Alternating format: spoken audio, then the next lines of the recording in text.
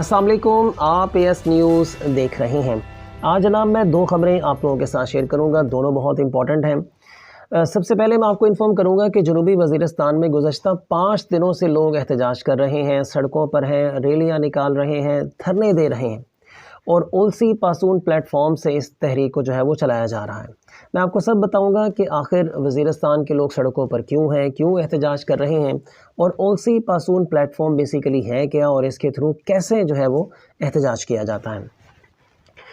Number 2 पे जनाब मैं आपको इन्फॉर्म करूंगा कि PCB ने अपने साबका रिटायर्ड खिलाड़ियों की पेंशन में अच्छा खासा इजाफा किया है और इस इजाफे के बाद इमरान खान साहब को कितनी पेंशन मिलने वाली है, थोड़ी सी इस हवाले से भी आपको अपडेट करूंगा, एंटरटेन करूंगा इस हवाले से आपको।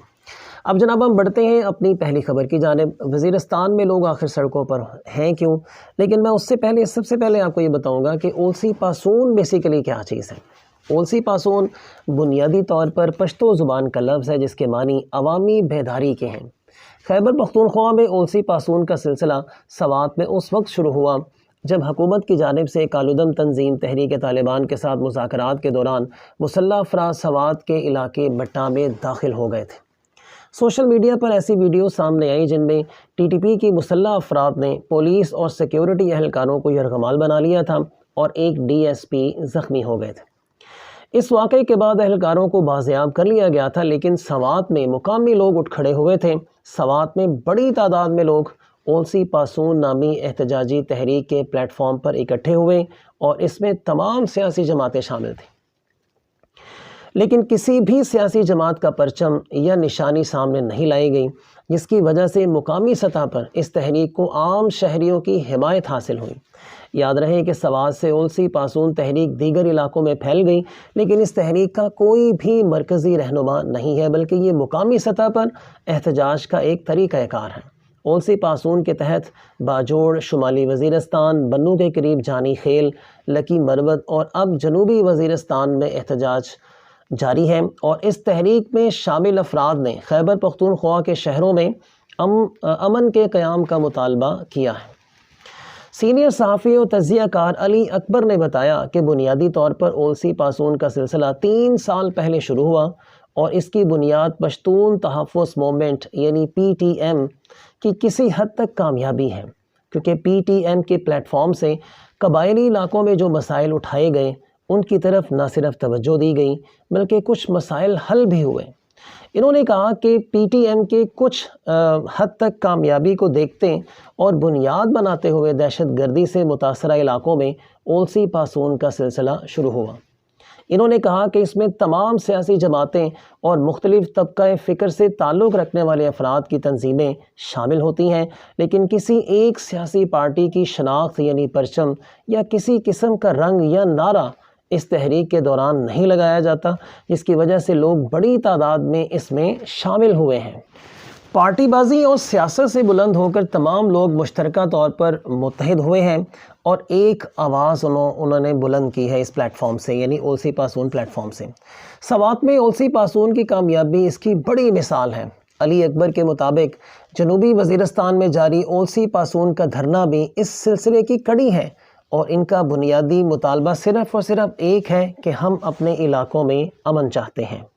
वज़ीरिस्तान में जारी मुज़ाहरे में शामिल एक फ़र्द ने मीडिया से बात करते हुए बताया कि वो इस खित्ते में एक मरतबा फिर किसी किस्म के मुसल्लह जत्थे नहीं देखना चाहते, बल्कि वो पूरे मुल्क में अमन व अमान देखना चाहते हैं। न सिर्फ अपने इलाकों में बल्कि पूरे मुल्क में भी वो अमन व अमान को देखना चाहते हैं।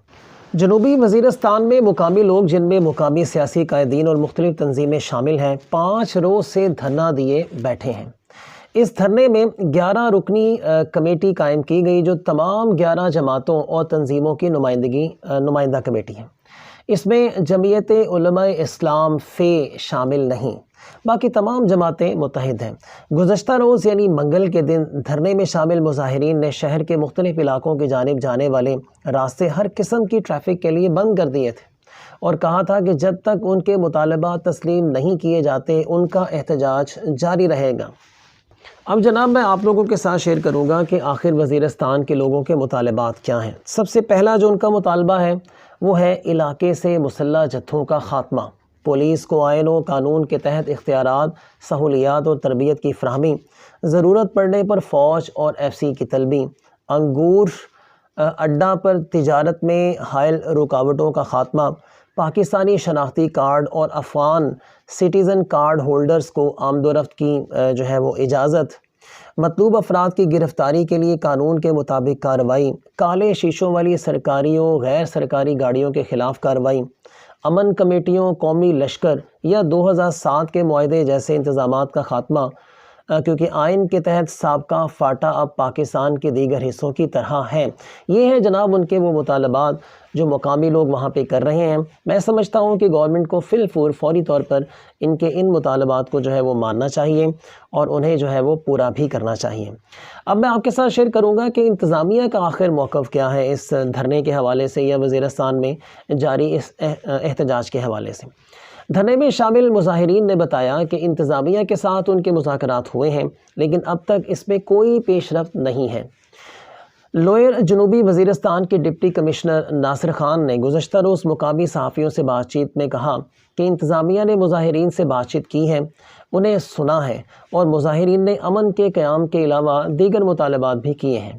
ڈپٹی کمشنر کا کہنا تھا کہ ان کی اپنی بھی کوشش ہے کہ علاقے میں امن قائم ہو اور حکام دن رات اس بارے میں کوششیں بھی کر رہے ہیں، لیکن میں یہ سمجھتا ہوں کہ ان کوششوں میں تھوڑی تیزی لے کر آنی چاہیے تاکہ لوگوں کو ان کے ڈور سٹیپ پر وہ ان کے مطالبات پورے کیے جائیں، جو کہ ان کے مطالبات جائز بھی ہیں۔ اور پورے کا پورا وزیرستان سڑکوں پر بیٹھا ہے، 11 جماعتیں ہیں۔ میں سمجھتا ہوں کہ حکومت کو فور باقی سب کام چھوڑ کر سب سے پہلے ان لوگوں کے مطالبات کو وہ سالو کرنا چاہیے۔ لے جناب اب آپ کو میں کرکٹ کی دنیا سے خبر دوں گا۔ کرکٹ کی دنیا میں جو سابق ریٹائرڈ کھلاڑی ہیں ان کی جناب چاندی ہو گئی ہے اور انہیں اچھے خاصے انسینٹیو وہ ملنے والے ہیں۔ پاکستان کرکٹ بورڈ کی ویلفیئر پالیسی کو سال 2019 میں آخری بار اپڈیٹ کیا گیا تھا، تاہم مہنگائی کی موجودہ سطح کو دیکھتے ہوئے کھلاڑیوں کی پینشن میں اضافہ کیا گیا ہے۔ پینشن وصول کرنے والوں کی فہرست میں سابق ٹیسٹ کرکٹر عمران خان اور سابق chairman P C B Ramiz Raja سمیت 24 کھلاڑی شامل ہیں جنہیں ماہانہ 1,45,000 روپے ملیں گے۔ 7 پلیئرز کو 1,48,000 جبکہ 32 دیگر کھلاڑیوں کو 1,32,000 ادا کیے جائیں گے۔ اس کے علاوہ میں آپ کے ساتھ یہ بھی شیئر کروں گا کہ سابق chairman P C B Ramiz Raja نے پینشن لینے والے کرکٹرز کی فہرست میں شامل کرنے کی درخواست کی تھی، جس کو نجم سیٹھی نے منظور کر لیا تھا۔ سابق کرکٹر کو رواں سال فروری میں پینشن کی ادائیگی شروع ہو جائے گی۔ واضح رہے کہ پی سی بی نے اس کے علاوہ بھی بہت سارے وہ انسینٹیو دینے کا وہ وعدہ کیا ہے سابق کھلاڑیوں کو جو ریٹائر ہو چکے ہیں۔ تو اس حوالے سے میں نے آپ کو تھوڑا سا اپڈیٹ کیا کہ پی سی بی نے اچھی خاصی جناب چاندی کر دی ہے اور اب تقریباً 1.5 لاکھ کے قریب جو سابق کھلاڑی ہیں پی سی بی کے ان کو پینشن ملے گی۔ میں سمجھتا ہوں کہ نہ صرف ان کو پینشن ملنی چاہیے بلکہ حکومت پاکستان کو پاکستانی عوام کا بھی خیال کرنا چاہیے اور پاکستانی عوام کی بہتری کے لیے بھی کچھ اقدامات وہ اٹھانے چاہیے۔ آپ سب اپنا اور اپنے آس پاس کے لوگوں کا بہت سارا خیال رکھیے گا۔ اللہ